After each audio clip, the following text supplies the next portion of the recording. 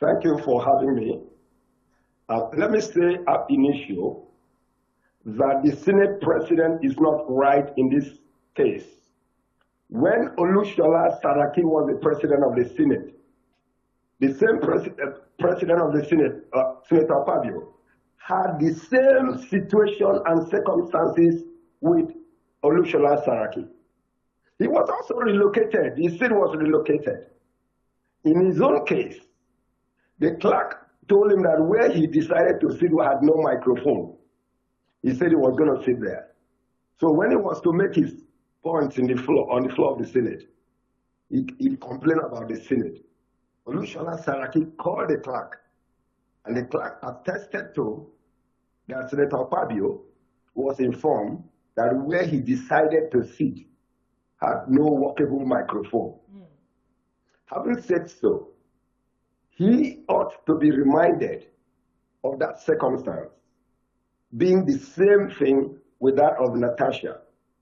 Therefore, if Olushola Saraki did not walk Akpabio out of the Senate floor, Akpabio is absolutely wrong to have walked Natasha out of the Senate floor. It takes two to tango. They would have looked at reason. The reasoning being that the woman said, you did not pre-inform her. And that's all. So all this would have been unnecessary. So finally, I said, I think the Senate President overstepped his powers in asking her to walk out. You are asking the entire people of the Senate constituency she's representing to walk out of the deliberation. It is not fair. Okay, now another key issue, because if we go to the comment section of these videos as they are now trending, a lot of persons accuse the Senate President of being dictatorial in his style of leadership in the 10th NAS. And also he seems to have an undertone against women, because it's not just a case about Natasha Okpoti. He has had his case with other females in the Senate, as well, including the senator representing the FCT, who was also, at one time called him out with regards to his reaction towards her. Yes, I have not kept record of the actions and inaction of the Senate President in order to decide whether it's dictatorial. I have no opinion about. But I want to say that so far so good. Against the women, he has given the impression that he's not gender friendly. I recall the case of the senator representing the FCT. Again, I recall what he said when the senator had altercation with FCT minister when they were opening a bus stop. So put that together, it will show he's not gender friendly. But being dictatorial, I have no opinion on that yet. Okay, so we may say that there is a sublime suggestion of his stance against. There has also been situations on the floor of plenary where he has made suggestive statements against women on plenary. For instance, I'll take your mind back to when the Minister for State Foreign Affairs, speaking of, Bianca. Yes, Bianca Ojukwu. One of his colleagues had made a statement, and he made some form of sensual deduced statement towards the minister-elect at the time. So this still, keeps mounting pressure on his body language towards women. But it stands against 35 affirmative for women in politics and all the conversations that democracy is meant to represent in Nigeria. Well, the angle in which you are addressing the issue suggests quite personal and I must say difficult to analyze. Okay. Like I said, I've not kept track of his other actions and body languages. Body language is difficult to put together. So let me take you away from, maybe women-centric issues at the National Assembly. How would you score the leadership of Senator Godswill Akpabio in terms of policies, reforms, actionable things that the Senate President ought to be doing? There has been a lot of reactions of this being the worst Senate in the history of Nigeria's National Assembly. What are your thoughts about his, work ethics as Senate President? In terms of that evaluation, we have to bring back Ahmed Lawan, yes, and then compare with that of Akpabio. When you do so, you may not be able to knock Akpabio's head as doing a basket legislature. APC as a party probably have that idea, philosophy, that anything that goes to the Senate should pass through. It passed through without scrutiny under Lawan, so it's passing through without scrutiny under Akpabio. I can only conclude that is the philosophy of the APC not to scrutinize anything. It is not peculiar to Akpabio. Okay.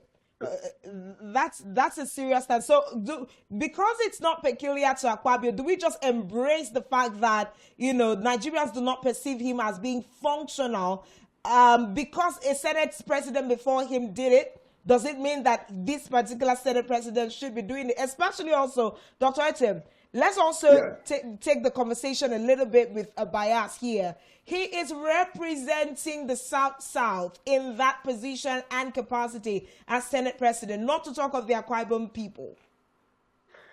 Absolutely right. The point is this.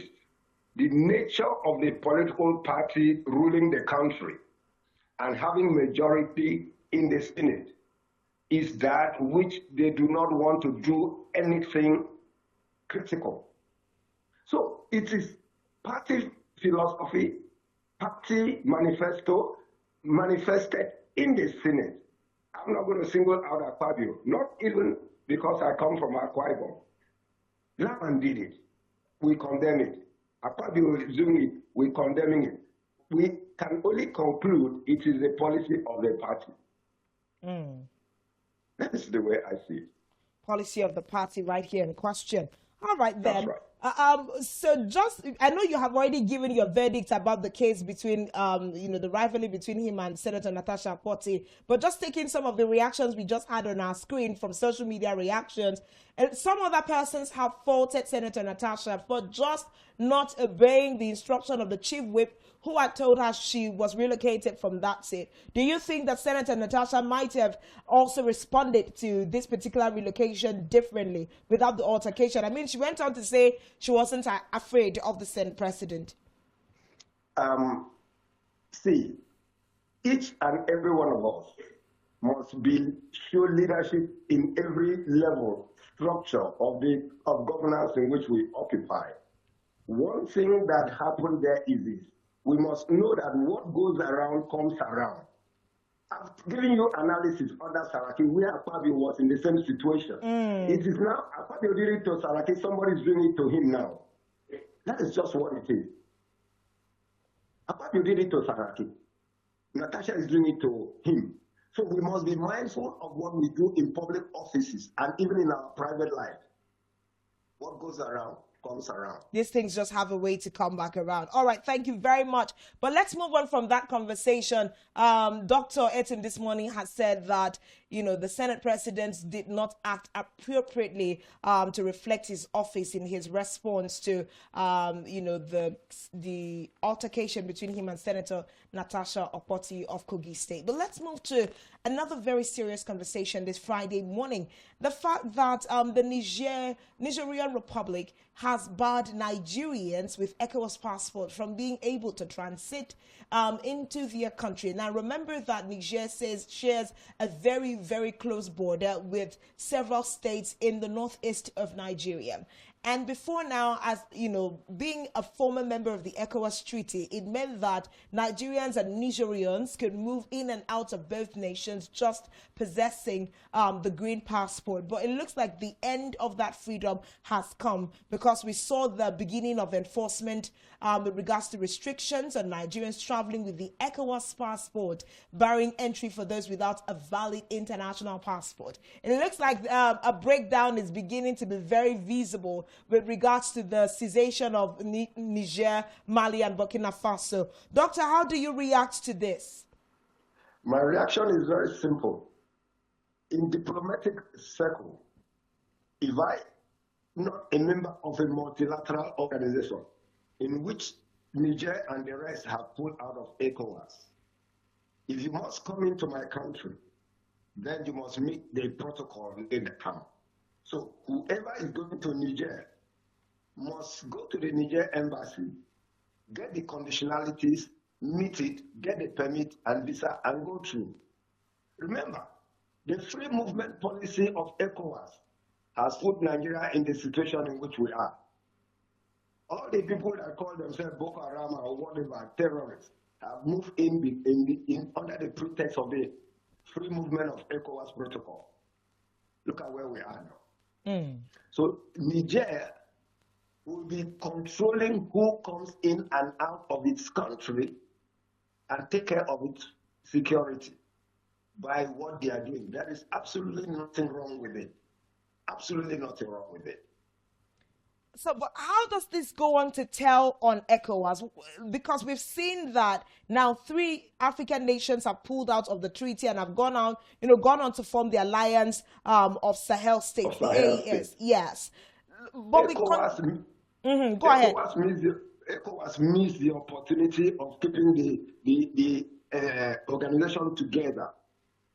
If there was coup there, why did you threaten them with invasion? Why didn't you use diplomacy? Why are you interested in regime survival and not the survival of the citizenry?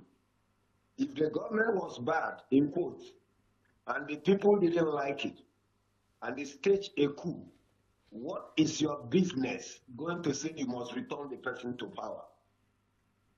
That was wrong. So the people saw that ECOWAS was interested in elite governance and not the welfare of the people. So they said, look, I can't belong to this organization anymore. And they pulled out. And if they pull out and you want to pass through my territory or come to buy beans and tomatoes and the rest as Nigeria and buy from there, then get the visa and get the protocol to work in. So I know who comes in and when you go out, so that you don't bring bad elements around. There is nothing wrong with it. I congratulate them. Wow, those are really strong statements. So the Nigerian government and ECOWAS must brace up and take what more stamps they will be getting out of this Alliance of Sahel States. But let's talk about the Nigerian passport for a moment, because we see that as this begins, the Nigerian passport will definitely weaken in the face of this commuting. What do you think that ECOWAS can do differently now? And let's also talk about how this will further impact on the African free trade area. Fine. What that happened is that ECOWAS must go back to its table and review its approaches to issues within the community. Next time you find a coup, you must find out why the people are reacting to that like that. So you don't go threatening people. The instrument of international relations is diplomacy. The days of gunboat diplomacy are far gone. That is on the one hand. On African free trade, they will work out the protocol. Free trade does not mean you should bring anything into my territory and start selling it. I must give you conditions. Government anywhere have instrument. One of the instruments is regulation. So free trade does not mean I should not regulate my territory. Another instrument of government is subsidy, even though we've misused subsidy in this country. So subsidy, if what you are bringing to trade under African free trade, I consider it too expensive, if home government could decide to subsidize it, to let the people have it at a reasonable price. Government could also decide to produce that item if the cost of production will be lower and the market price will be quite affordable. So when this instrument will be used by each state against the principle of AFTA, African Free Trade, it is not an open market. There's no country that opens its market. America is back to protectionism, and you've heard with tariff. Yeah. Trump. It is only in this part of the world that we open our body empty and say we are doing free market coming. No. America is back with protectionism, tariff here and there. You can't go to American market and do a free trade. So we must be mindful of how we execute these protocols. That is what it is. Nigeria will get beans, Nigeria will get animals or cattle from Niger, but they must meet the Nigerian conditions. Okay, so the fate of ECOWAS is also a big question, especially because the AES states now have accused ECOWAS of moving away from the founding principles and becoming, a threat to its member state. Those were the critical words that Niger, Mali, and Burkina Faso had used at the time. Now, what are some of these founding principles that you believe, as a political scientist, that ECOWAS has moved away from? I know you've already said some of the things that they can do, but what are some of the key indices that they have stood against in recent years?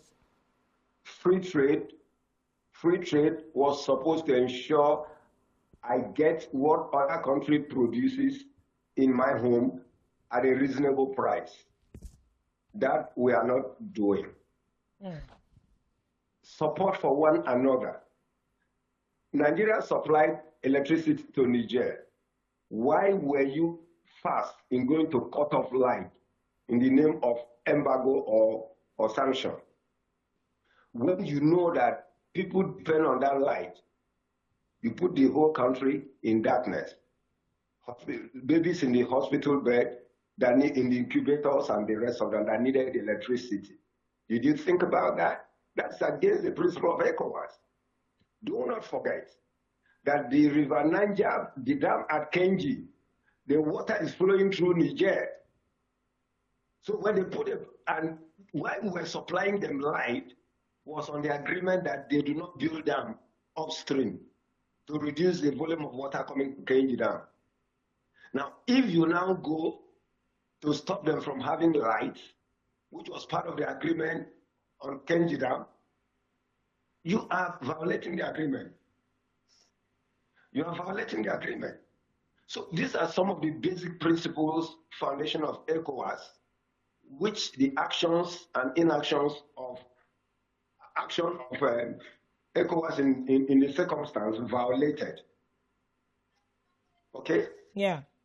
So these are just some of it. You see, we were not building on that. The people they were helping us to fight Boko Haram in the name of ECOWAS, and you did what you did. So you cannot eat your cake and have it. You cannot eat your cake and have it. That's the circumstances of ECOWAS there. All right. Another key issue that I will come to before we let you go this morning, Doctor, is the fact that there is a fresh agitation by the Cross River State government to recover 76 oil wells from Akwa Ibom State. Now, we are looking at efforts to reclaim the 76 oil wells that were ceded to Akwa Ibom in 2012 following the Supreme Court judgment. So the government under Governor Basio too made this announcement on Tuesday during a media conference in Calabar. 76 oil wells are about to be put under fresh tussle. What are your thoughts? What can go wrong with this move, or how can we even handle this? This is a very interesting issue. There was maritime boundary adjustment. During the maritime boundary adjustment, the oil wells were found to be in Akwa Ibom territory. You understand? Mm-hmm. So, on the basis of that, the arbitral body and National Boundary Commission now said, look, this oil well belongs to Akwa Ibom. That is that. I think the two states are brothers and sisters. They will look for an amicable way to solve it. But let me say this. When those oil wells were brought in, they were in Oron waters. The Akwa Ibom state government refused to acknowledge that those oil wells are in Oron and denied some Oron local government of being oil producing. I said earlier, what goes around comes around. Justice delayed is justice denied.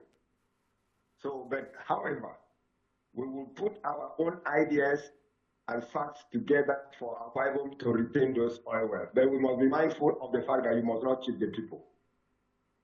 That's my take on that. Now, when you say cheat the people, who are the people here that, in context, the Oron people or the Calabarians? Who is being cheated here? Because when those oil wells came into Akwa Ibom where they are, they belong to maritime territorial waters of specific local government. Yes. Before they become that of the state, before they become that of Nigerian international law.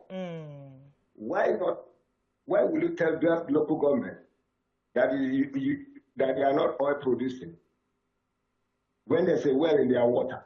Any spill on that water first affects the people of that local government who are riverine, drink water from the ocean, feed from the ocean, do fishing and all the economic activity in the ocean. I think you should understand. Yes, absolutely clear.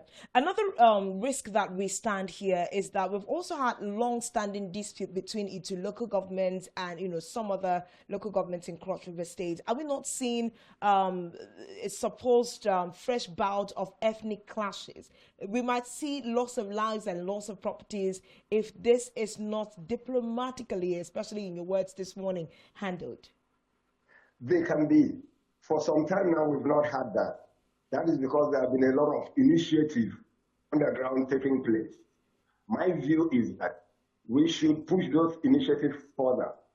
Let me use this opportunity to thank the paramount ruler of the two, who is my partner, a very good friend, who is very knowledgeable. And I think his intellectual capacity has to be exploited further in solving this problem. Nobody should go and deal with that issue without calling the paramount ruler along. His Royal Highness, Chief Ian, he must be brought into this issue. He's a very, very intellectually sound person. And so I have a discussion with him while I'm saying, so he has a beautiful idea how to embrace and solve this problem. It's a human problem, it can be solved. Okay. Now, just to put perspective before we wrap up, the dispute over the ownership of the oil well started after Nigeria lost the Bakassi Peninsula to Cameroon following a legal dispute at the International Court of Justice. We also see that in October of 2002, the ICJ ruled based principally on the Anglo-German agreement that sovereignty over Bakassi rested with Cameroon. It instructed Nigeria to transfer possession of the peninsula, but did not require the inhabitants to move or to change their nationality. This is like the background to this fresh pursuit of these 36 oil wells with the Cross River State government. But just as Dr. Etima said this morning, there's a lot of diplomacy and wisdom and key stakeholders that must be consulted if this case will be solved amicably. Thank you so much, Dr. Etim Frank, for coming on Rise and Shine this morning and giving wisdom to the key issues happening in the nation. Thank you so very much for having me. Thank you. Good morning.